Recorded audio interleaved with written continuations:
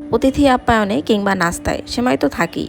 সেই সাধারণ সেমাইকে আরেকটু অসাধারণ করে পরিবেশন করতে চাইলে নবাবী সেমাই রান্না করতে পারেন। হ্যালো এভরিওয়ান, আসসালামু আলাইকুম। Welcome back to another cooking video. অনেকেই ভাবেন নবাবী সেমাই রান্না করতে অনেক কিছু লাগবে।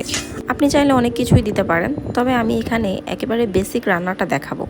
এরপর আপনি আপনার পছন্দ মতো উপকরণ যোগ করতে পারেন কিংবা চাইলে বাদ দিতে পারেন। আমাদের বাসায় রান্না করাটা খুবই মজার। যেমন এই রান্নাটা আমরা 3 জন মিলে করেছিলাম।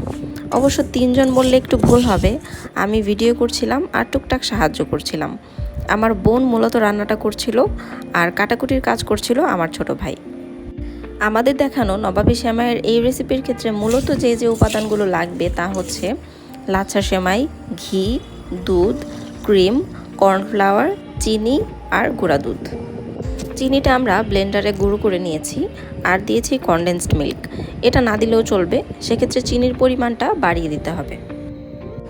এই রান্নাটা 2 ধাপে হবে।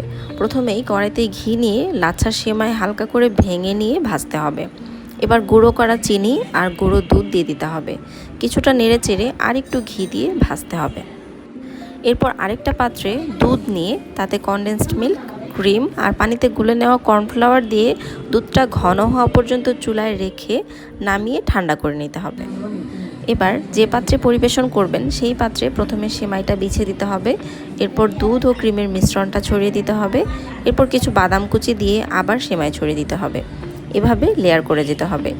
এই সেমাইটা অন্তত 2 থেকে 3 ঘন্টা ফ্রিজে রেখে ঠান্ডা করে খেলে বেশি ভালো লাগে।